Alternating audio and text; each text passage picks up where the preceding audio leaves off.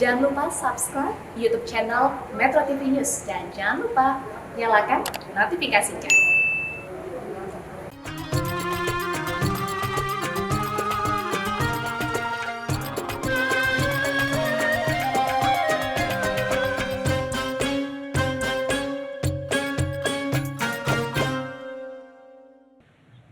Assalamualaikum warahmatullahi wabarakatuh. Alhamdulillahirrabbilalamin. Salatu wassalamu ala asrafil anbiya'i mursalin Sayyidina Muhammadin wa ala alihi wa sahbihi ajma'in amma ba'du. Puja dan puji kita panjatkan atas kehadirat Allah Subhanahu wa taala. Tidak lupa kita berikan salawat dan salam kita kepada junjungan kita Nabi besar Muhammad sallallahu alaihi wasallam beserta keluarga, sahabat dan umatnya yang setia hingga akhir zaman. Alhamdulillah kita kembali bersilaturahim dalam program Khazanah Islam bersama dengan Imam Besar Masjid Istiqlal Profesor Dr. Nazaruddin Umar. Masih dalam rangkaian Hari Ulang Tahun Metro TV yang ke-21 dengan tema besar kita yaitu kebersamaan memberi arti. Dan pada episode kali ini kami mengangkat tema yaitu indahnya kebersamaan. Islam mengajarkan kita untuk selalu berjamaah atau bersama-sama. Sholat sendiri dengan sholat berjamaah nilainya berbeda, pahalanya berbeda. Bahkan Rasulullah SAW dalam beberapa hadis dikatakan sering mengajak sahabat-sahabat kalau makan itu jangan sendirian, kalau bisa juga harus bersama-sama. Nah, sekarang nilai kebersamaan ini bagaimana caranya kita terapkan di negara kita yang beragam, yang majemuk, ya, menerapkan kebersamaan di tengah kebineka tunggal ikaan yang ada di Indonesia ini. Dan untuk membahas tema ini sudah hadir guru kita, Imam Besar Masjid Istiqlal Profesor Dr. Nazaruddin Umar. Assalamualaikum warahmatullahi wabarakatuh. Waalaikumsalam warahmatullahi wabarakatuh. Sehat ya, Prof? Alhamdulillah. Selamat datang Menko Polhukam, Profesor Dr. Mahfud MD yang sudah meluangkan waktunya hari ini. Terima kasih banyak, Prof. Dengan tema kita tadi, Profesor Nazaruddin Umar, bagaimana kita menerapkan tentang kebersamaan ini, nilai-nilai kebersamaan di dalam Islam di negara kita ini, Prof.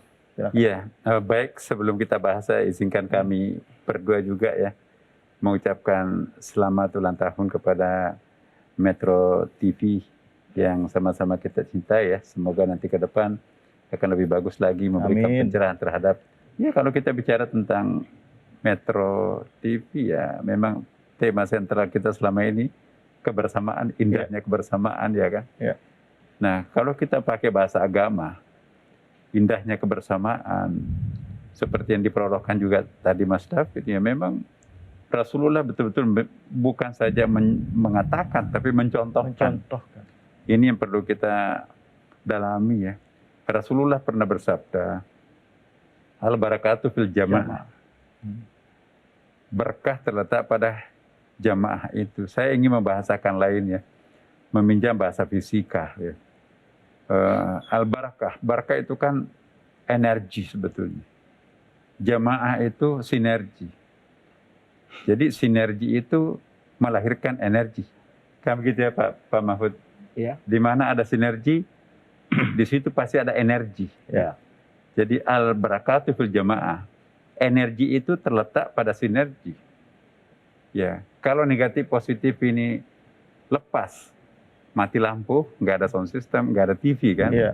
Tapi kalau kita sinergikan, maka itu ada power. Ada power berarti kita bisa berkomunikasi. Ya. Jadi luar biasa, hadis Nabi itu bisa dilihat dari berbagai macam sudut pandang. Dari sosiologis bisa juga artikan, di mana ada kebersamaan, di situ ada power, ya kan? Di mana ada persatuan dan kesatuan, di situ pasti ada kekuatan. Ya kan? Betul. Itu maknanya al-barakatuh fil jamaah. Tapi fisika pun juga menggunakan bahasa yang sama. Di mana ada sinergi, di situ pasti ada energi. Ya. Nah, untuk sebuah bangsa besar seperti Indonesia ini, ya, simbol-simbol pemersatu itu harus ada. Saya sering mengatakan bahwa untuk masyarakat plural seperti ini, ya dengan meminjam bahasanya Pak Prof. Mahfud ya, pendekatan yang paling tepat itu adalah pendekatan sentripetal. Ini lagi-lagi bahasa fisika. Iya, bahasa fisika. Dalam fisika itu ada sentripetal, ada sentrifugal. Sentripetal itu pergerakan dari luar bermuara ke sebuah titik. Sedangkan sentrifugal pergerakan dari sebuah titik mencuar keluar ya kan. Nah untuk bangsa Indonesia kita perlu energi sentripetal. bagaimana bersuku-suku bangsa, ya, berkepulauan sebegitu banyak, kita harus menuju kepada sebuah common platform, ya, kebersamaan.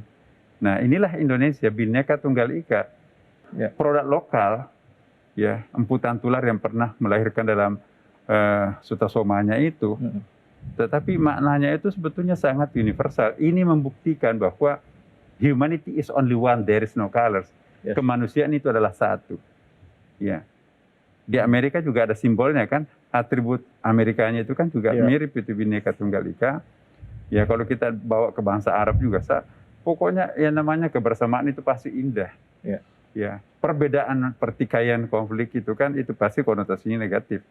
Tetapi di sini perlu kita tegaskan ya bahwa konfigurasi itu ya berbeda dengan kalau kita mengatakan itu apa namanya itu ya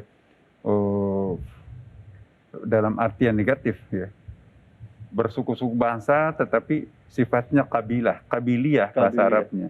Kabiliyah itu kan ego-ego etnik yang sangat dominan. Maka itu tantangan Nabi pada waktu itu, bagaimana kabilah ini dirubah menjadi ummah. Jadi tujuan Nabi Muhammad SAW itu yang paling sosiologis ya kan, bagaimana mentransformasikan, apa itu mentransformasikan?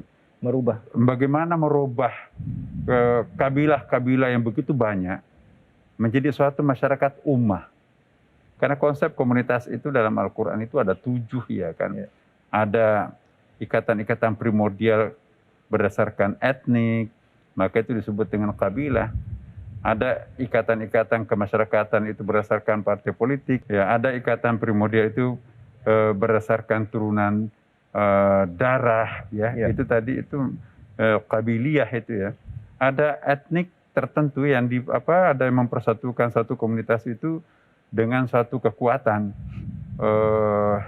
sosiologis ya, sifatnya primordial, sekarang ini paguyuban tertentu, berbagai macam etnik juga di situ, tapi paguyubannya itu diikat oleh sebuah kepentingan bersama, maka itu disebut dengan sya'bun. Jadi ada sya'bun, ada kabilah, ada syiah, kemudian juga yang paling final itu umat. Nah, umat itu adalah kosmopolitan. Nah, boleh kita banyak suku, banyak sya'bun, banyak banyak kabilah, tetapi kita tetap bisa satu di bawah umbrella ummah. Jadi sebuah lukisan tidak bisa indah sebuah lukisan kalau hanya putih isinya sekalipun bingkainya emas. Konfigurasi itu justru akan melahirkan sebuah lukisan yang sangat bagus. Nah, jadi saya kira ini yang sangat penting untuk kita, bagi bangsa Indonesia itu harus mensyukuri perbedaan ini. Ya, kalau perlu kita merayakan perbedaan, karena keperbedaan yang ada tapi bisa kita mengelaborate menjadi satu kesatuan, benar-benar menjadi suatu energi yang sangat besar. Mempertemukan dua kekuatan saja melahirkan energi, apalagi kalau mempertemukan berbagai macam sumber energi, itu dahsyat. Nah, Indonesia ini kan ibaratnya berbagai macam sumber energi tapi menjadi satu, itu pasti powernya kan lebih kuat ya kan. Iya. Dan ini spirit tadi ya, Prof, di awal lagi tadi. Berbeda-beda tapi tetap satu, Bhinneka Tunggal Ika tadi ya, Prof ya. Baik, pada Profesor Mahfud MD, sekarang Prof kita lihat bahwa sudah ada pergeseran nilai. Indonesia kita kenal sebagai negara yang plural dan majemuk gitu ya, dan sering bergotong royong. Semakin ke sini, karakter anak-anak muda ini tidak sedikit yang individualistik. Gitu. Nilai-nilai kebersamaan mulai hilang. Jangankan kita bicara dalam satu komunitas, di dalam rumah saja antara ayah, ibu, anak sibuk dengan gadgetnya sendiri-sendiri. Bagaimana memaknai kebersamaan di dalam era modern? Tapi nanti jawabnya ya Prof ya setelah yang ini. Tetaplah di Khazanah Islam bersama dengan Imam Besar Masjid Istiqlal Profesor Dr. Nazaruddin Umar.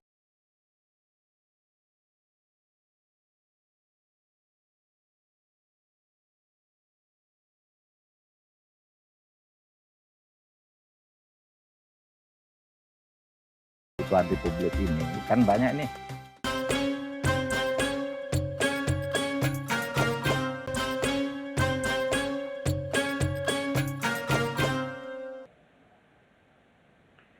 Kita kembali lagi di Khazanah Islam bersama dengan Imam Besar Masjid Istiqlal, Profesor Dr. Nazaruddin Umar. Di segmen pertama tadi, saya sempat melemparkan sebuah pertanyaan kepada Profesor Mahfud MD seputar menyusutnya nilai-nilai kebersamaan saat ini. Gitu.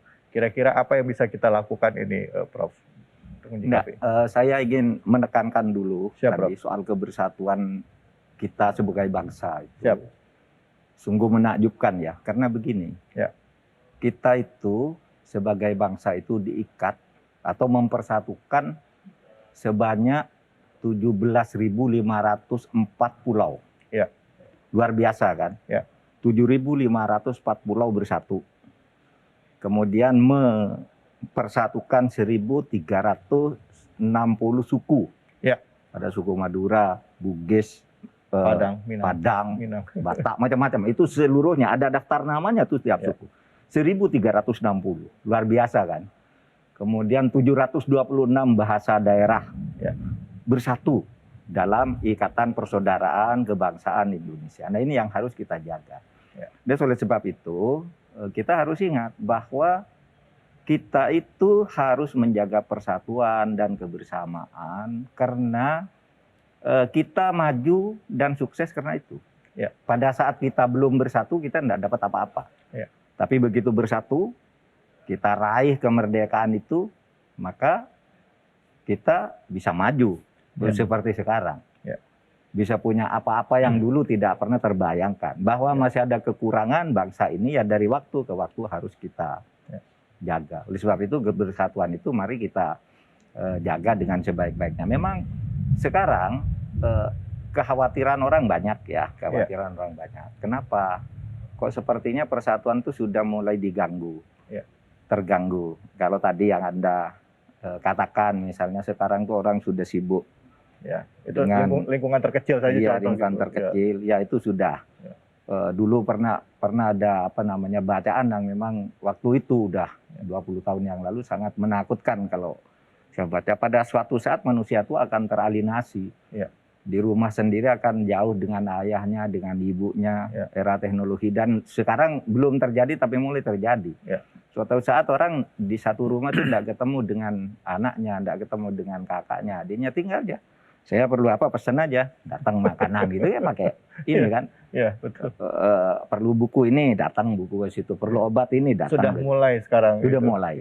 Nah itu yang harus kita antisipasi. Tetapi memang kalau dalam konteks kebersamaan kita berbangsa dan bernegara kita, sekarang itu yang harus kita jaga itu adalah kebersamaan menjaga keutuhan Republik ini. Kan banyak nih gangguannya. Gangguannya misalnya di dalam bidang ideologi. Ideologi. Kan sudah muncul mulai ideologi alternatif. Ideologi tandingan. Gitu ya. Misalnya begini, Kak, karena kita ini sedang bicara dalam konteks Khazanah Islam. Ada yang mengatakan gini, Pak, itu Pancasila tuh ganti aja tuh. Udah gagal. Ada yang mengatakan togut lagi, Pak, katanya. Togut, Pancasila tuh togut udah gagal. Nggak mampu membangun kesejahteraan. Korupsi makin banyak. Gitu. Nah kalau begitu sama aja kamu mengatakan Islam tuh harus diganti aja. Iya kan? Sudah ada majelis ulama, ada pesantren, ada kiai, masih banyak pencuri juga dari orang Islam.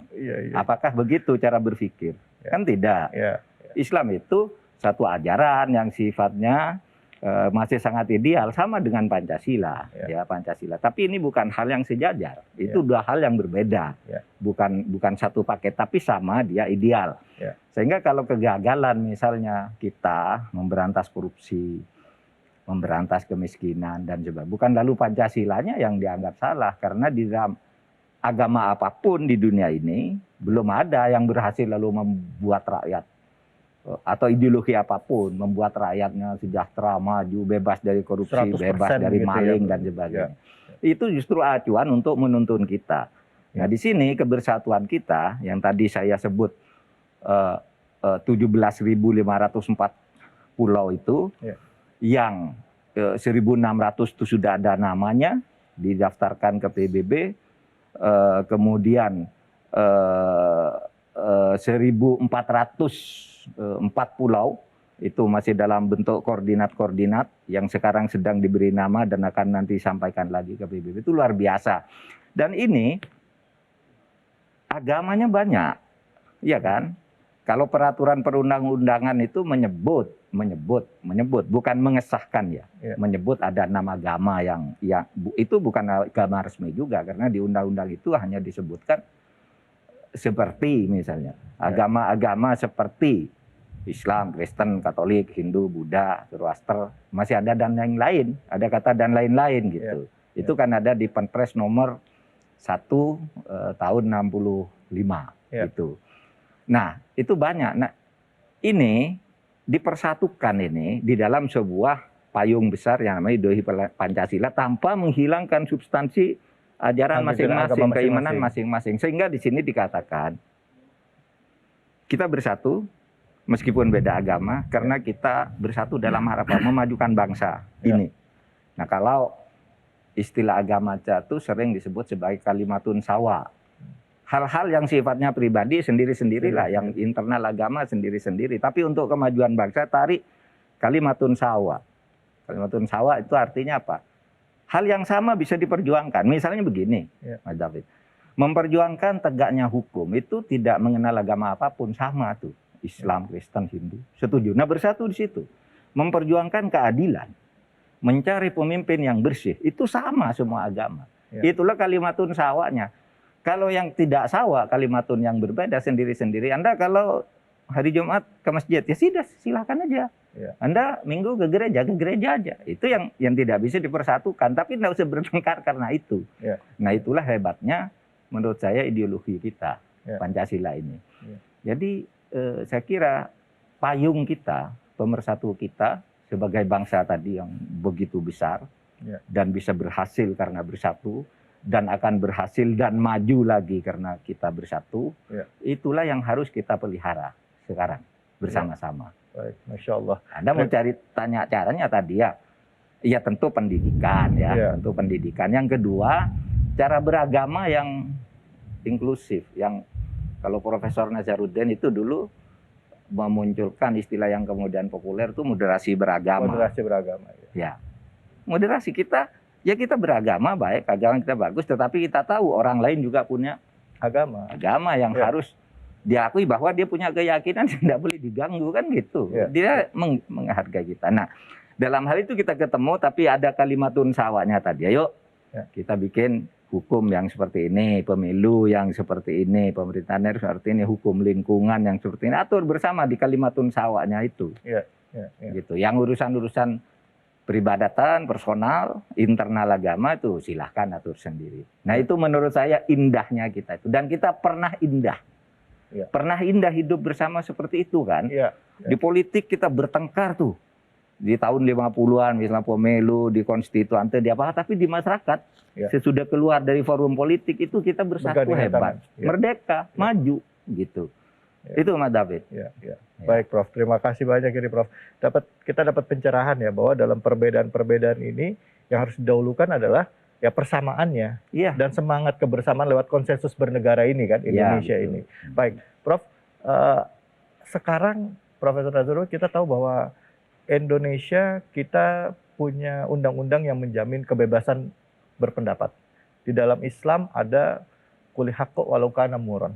Sampaikan walaupun itu pahit atau tidak nyaman lah buat orangnya. Nah, bagaimana kita bisa menyatakan kebenaran tanpa harus menyinggung orang lain? Ini sering menjadi isu, karena ini sering jadi senjata pada saat orang membuat sebuah statement, pernyataan entah itu di media sosial, buntut-buntutnya ada pro and cons, melaporkan ke polisi. Akhirnya bisa menyebabkan perpecahan antar umat beragama. Tapi nanti jawabnya Prof. Nanti Profesor Mahfud MD juga bisa sama-sama juga ikut menjawab pertanyaan ini. Tapi tetaplah di sini di Kasana Islam bersama dengan Imam Besar Masjid Istiqlal Profesor Dr. Nazarudin Umar.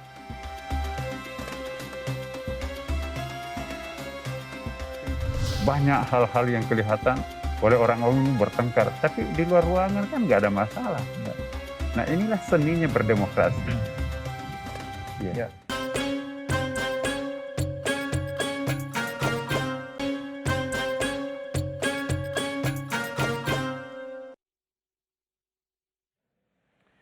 Undang-undang menjamin kebebasan untuk mengutarakan pendapat secara lisan dan tulisan. Islam juga mengajarkan kita untuk menyatakan kebenaran, walaupun itu menyakitkan ataupun itu pahit.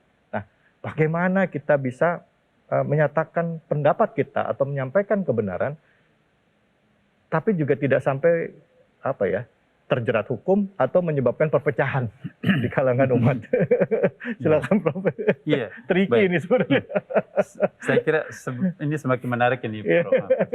Jadi sebelum saya menjawab ini Iya, Bro. kita menjawab lah. Saya ingin kembali tadi statement Mas David yang awal itu saya anggap sangat penting. Iya, Bro. Jadi Anda mensinyalir ada kelompok pesimistik dalam masyarakat bahwa persatuan mengalami semacam tantangan gitu ya. Kalau saya mohon maaf, mungkin saya agak termasuk orang yang beraliran optimistik ya. Siap. Kita harus membedakan antara krisis dengan pembengkakan kualitas umat nih. Iya, iya. Dulu umat kita itu kan memang terbatas pengetahuannya. Sekarang kan cerdas-cerdas nih. Iya, iya. Santrinya udah jadi menteri, Udah jadi Menko menteri. lagi kan. Jadi imam besar. Ini santri sekarang jadi diplomat, Iya. jadi jenderal, jadi konglomerat.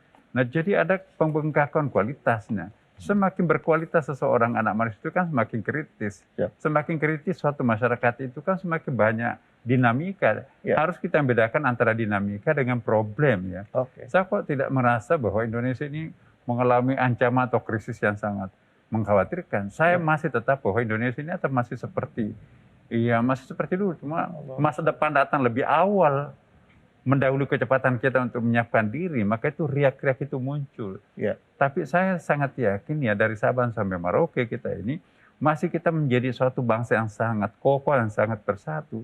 Dinamika yang terjadi dalam masyarakat itu bukan ancaman yang dalam arti sangat membahayakan. Ya. Saya nggak tahu Profesor Mahfud ini kan beliau narasumber kita dalam hal ini. Jadi mungkin kita clearkan dulu ini, betul nggak kita harus pesimis dengan adanya teknologi modern seperti ini? Apakah itu akan menjadi ancaman pemecah belah? Nah, negara-negara maju yang lebih maju sebelum kita itu kan juga buktinya tidak bercerai-berai dengan adanya teknologi baru ya kan? Nah, saya kira kita juga sebagai bangsa yang besar sudah berpengalaman untuk menjadi bangsa yang bersatu. Tentu kalau hal-hal yang kecil yang sifatnya media seperti ini, tentu tidak harus diterjemahkan sebagai ancaman. Saya nggak tahu, Prof. Kita gitu ya, Prof ya. Iya sama. Jadi kalau media itu sendiri kan sebenarnya netral.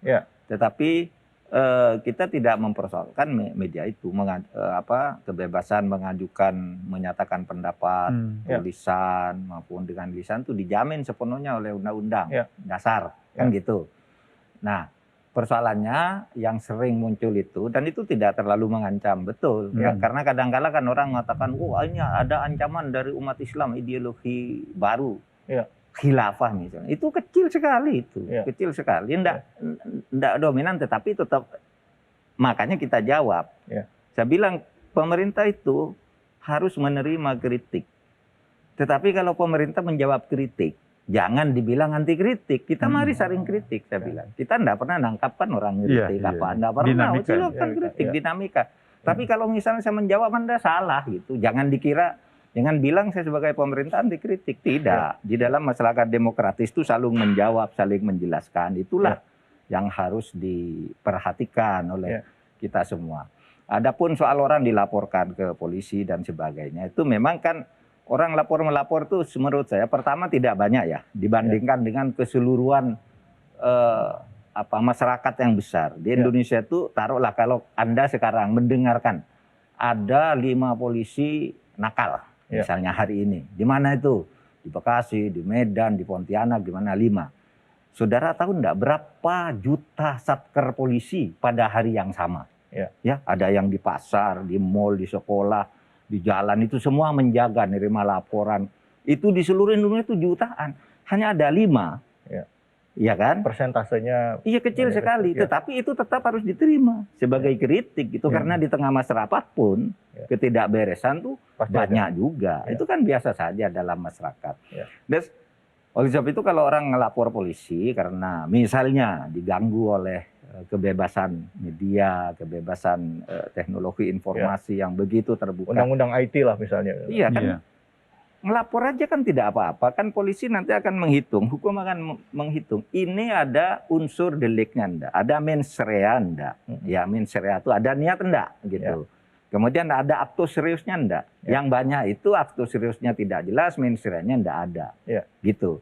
Nah oleh sebab itu enggak apa-apa, kita berjalan aja hukum. Oleh sebab itu sekarang Prof. Nazar kita kan lagi merevisi Undang-Undang ITE. Ya, lagi merevisi Undang-Undang ITE yang dulu Presiden mengatakan kok masyarakat punya kesan ya kalau ITE ini dijadikan alat diskriminasi. Kalau lawan ditangkap, kalau kawan dibiarkan. Ada kesan seperti itu. Ada kesan seperti itu.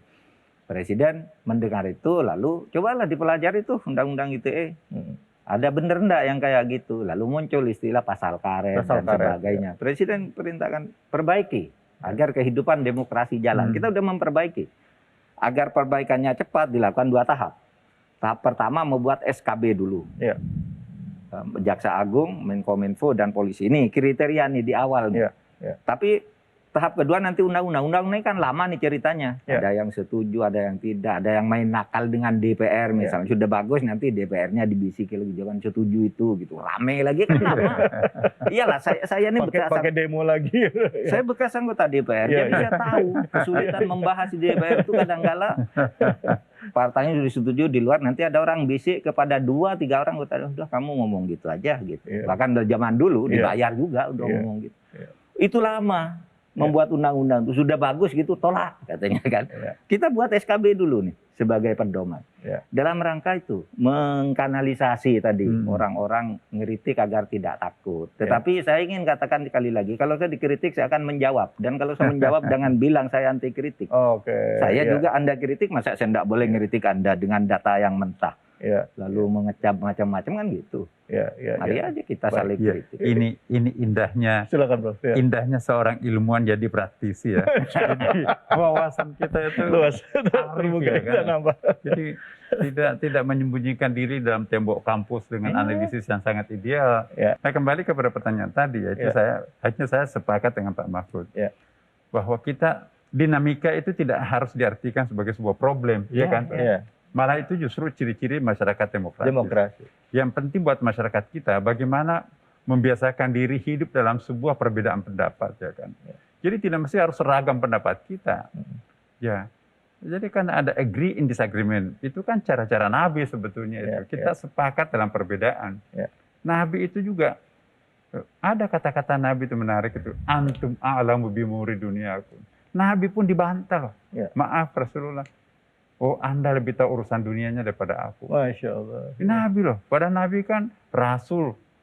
Iya, ada divine knowledge-nya kan. Betul. Tapi karena demokratis dan juga karena dia betul-betul memberikan hak bicara terhadap warganya, umatnya, sahabatnya. Antum a'lamu bimuri dunyakum. Nah, kembali lagi tadi. Bagaimana mengatasi perbedaan yang ada tanpa menimbulkan problem ya. Jadi saya kira yang paling penting itu kriteria-kriteria kita dalam agama itu kan juga ada ya. Pertama la ikraha fiddin, jangan ada paksaan kehendak ya kan. Kemudian kita hanya menyampaikan. Apakah mereka itu akan terima atau tidak? Innaka la tahdi man ahbabta walakinnallaha yahdi man yasha. Kalian tidak akan mungkin bisa memberikan petunjuk kepada orang yang paling dicintainya sekalipun. Allah lah yang memberi petunjuk itu kata Quran. Nah, dalam menyampaikan pendapat, gagasan, menjawab kritik, ada kan metodologinya dalam Al-Quran. Uda'u ila sabili rabbika bil hikmah wal mau'idatil hasanah wajadilhum billati hi ahsan. Ya kan, Masya Allah. Ya, berikan mau'idah yang baik, ya kan. Kalaupun memang terpaksa harus ada dialog diskusi dengan yang santun. Nggak ada itu pintu untuk kamu boleh kurang ajar satu sama lain.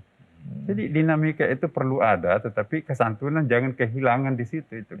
Nah, saya kira kalau kita memelihara keindonesiaan kita seperti ini, mau zaman berubah seperti apapun, keindonesiaan ini tetap utuh seperti ini, insya Allah jangan khawatir. Dinamika harus ada dalam masyarakat modern, tapi dinamika itu tidak boleh menjadi faktor yang bisa memecah belah antara satu sama lain. Nah, ini harus ada kriterianya. Jadi kalau untuk itu, hukum harus kuat. Nah, kalau tidak ada kekuatan hukum yang pasti, yang tegas, seperti tadi yang disampaikan Pak Prof. Mahfud, ya kekhawatiran itu memang bisa terjadi. Tapi saya yakin Indonesia bukan bangsa yang bodoh, bahkan menjadi bangsa yang semakin pintar ya kan. Kita nggak mungkin seperti dulu lagi. taraf pendidikan kita itu kalangan inlanders itu sangat diskriminatif ya. Tapi sekarang kan siapapun bisa mengakses pendidikan. Siapapun bisa cerdas sekarang ini. Makin cerdas satu masyarakat pasti makin dinamis masyarakat itu. Makin dinamis masyarakat itu makin banyak hal-hal yang kelihatan oleh orang-orang ini bertengkar. Tapi di luar ruangan kan nggak ada masalah. Nah inilah seninya berdemokrasi. Ya, baik Prof. Ini pembahasan kita mulai naik kelas ini. leverage. Prof, menarik tadi Prof mengatakan bahwa kita boleh berpendapat, tapi harus menyatakannya dengan baik. Terus juga berdebat juga dengan baik. Tapi ada loh Prof yang mengatakan bahwa netizen Indonesia itu termasuk yang tersadis di dunia. Pendapatnya itu sangat tidak santun. Ini netizen ya di media sosial. Nah, nanti kita akan bahas lebih dalam soal ini, dan juga ada sebuah pertanyaan yang nanti akan saya coba kaitkan juga dengan tema kita. Tadi Prof menyinggung juga mengenai masalah demokrasi. Ada yang mengatakan bahwa di dalam Islam itu tidak ada demokrasi, adanya musyawarah. Nah, bagaimana pendapat guru-guru kita tentang ini? Tapi ini dalam rangka merajut kebersamaan ya Prof ya. Artinya kebersamaan ini harus harus ada satu sistem yang bisa menyambungkan itu semua. Tapi nanti temukan jawabannya dengan guru-guru kita. Tetap di sini di Khazanah Islam bersama dengan Imam Besar Masjid Istiqlal Profesor Dr. Nazaruddin Umar. Nah, jadi saya kira resep kita untuk menjadi sebuah warga bangsa Indonesia yang ideal ke depannya, pertama saya kira kita harus mempertahankan sendi-sendi kebangsaan yang tadi persepakatan dasar kita.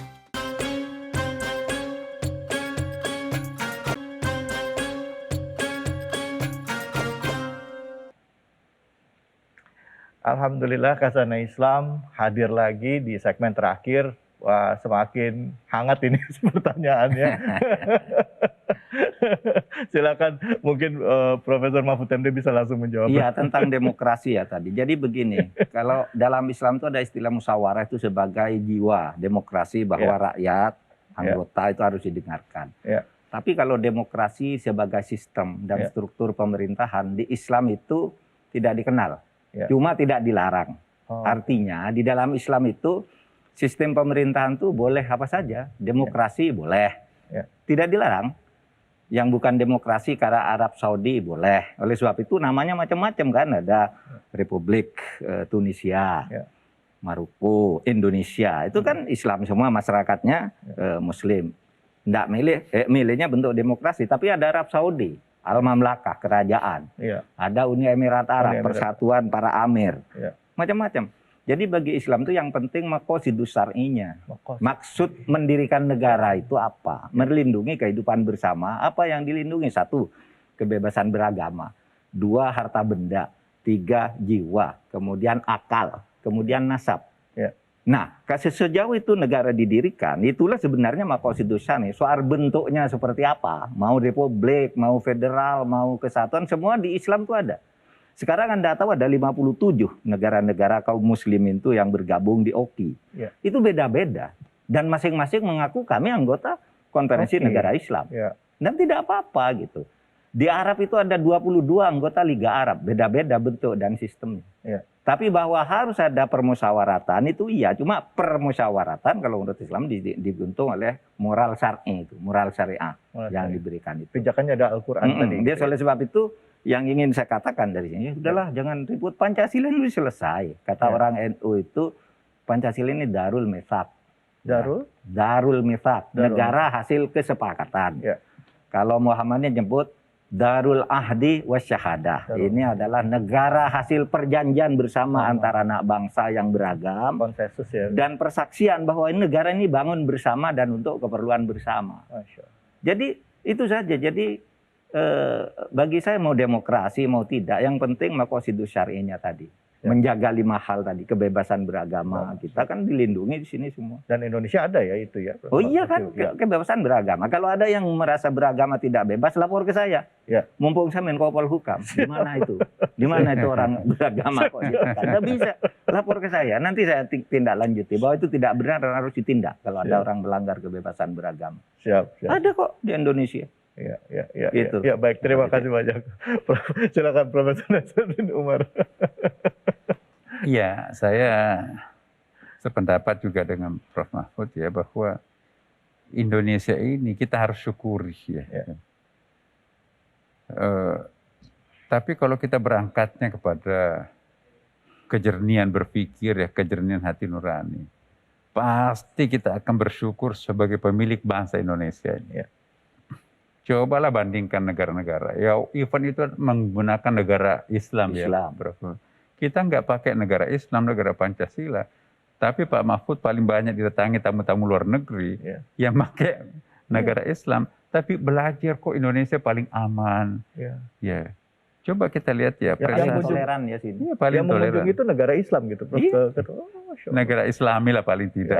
Iya, Masya Allah. Nah, jadi saya kira resep kita untuk menjadi sebuah warga bangsa Indonesia yang ideal ke depan ya. Pertama, saya kira kita harus mempertahankan sendi-sendi kebangsaan yang tadi persepakatan dasar kita itu ya. Nggak usahlah berpikir macam-macam, bahwa kita harus bersyukuri sebagai suatu warga bangsa ini. Ya. Memang nggak ada yang sempurna. Ya, bangsa yang sempurna itu nanti di alam akhirat surga itu kan. Selama kita masih hidup di dunia ini pasti ada celahnya. Jangankan negara bangsa ya kan.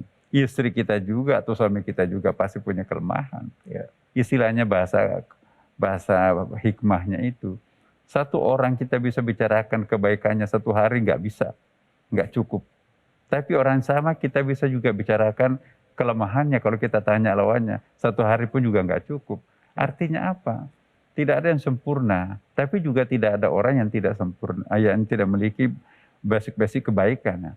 Oleh karena itu, ya mungkin bagian akhir daripada pertemuan kita ini sungguh banyak hal yang sangat penting ya Pak Prof. Mahfud, memberikan data-data kuantitatif dan sekaligus kualitatif tadi ya, itu memperkaya, dan inilah khasanah Islam ya.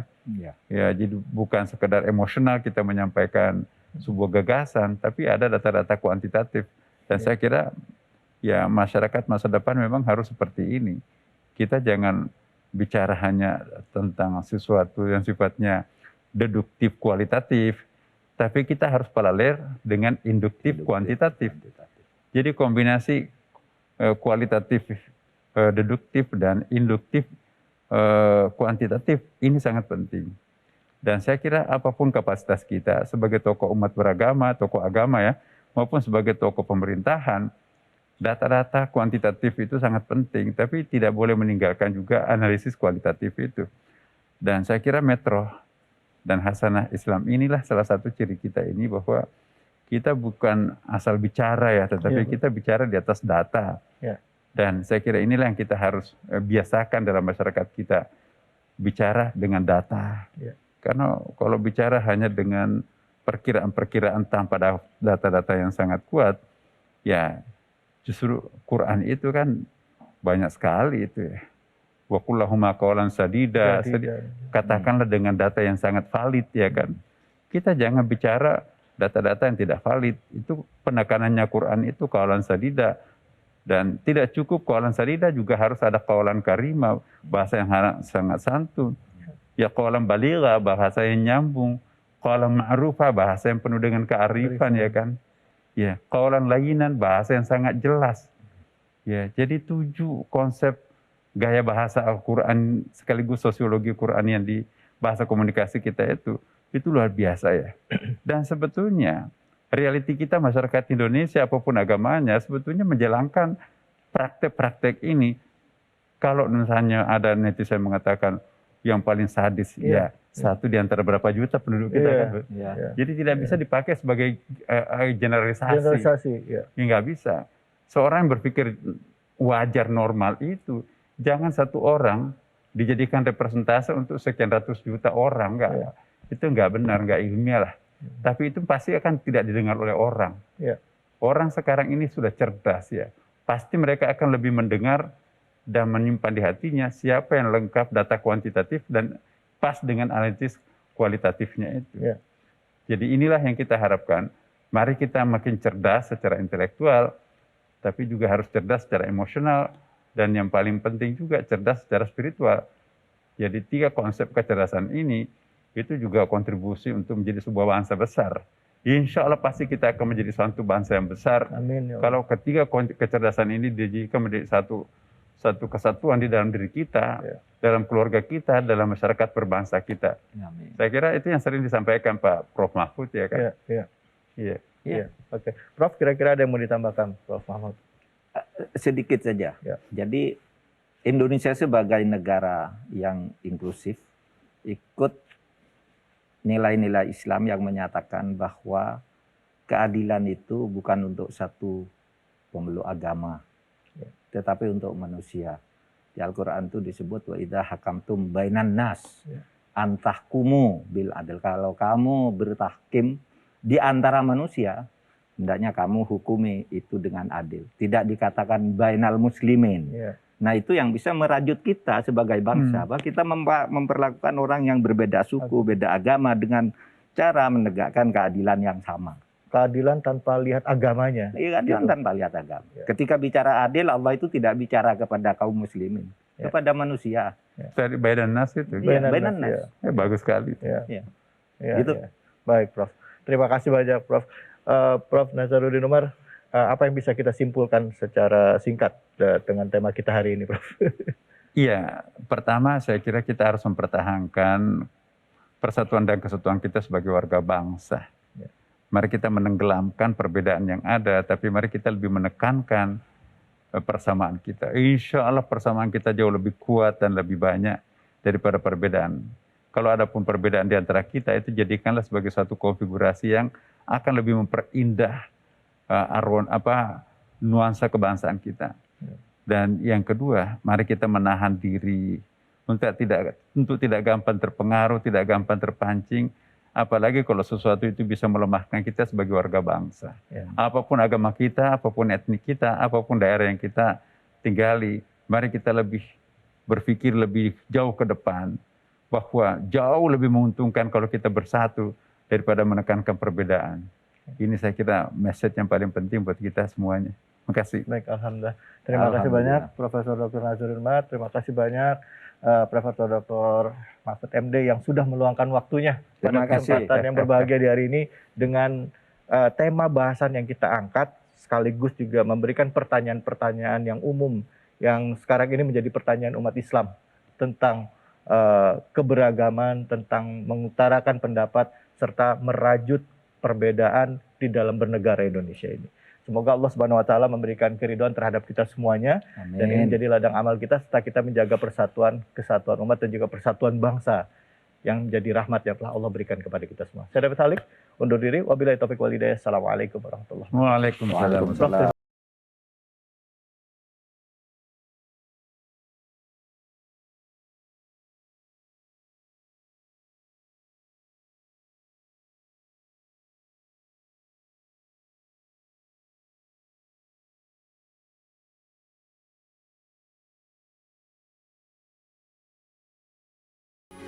Metro TV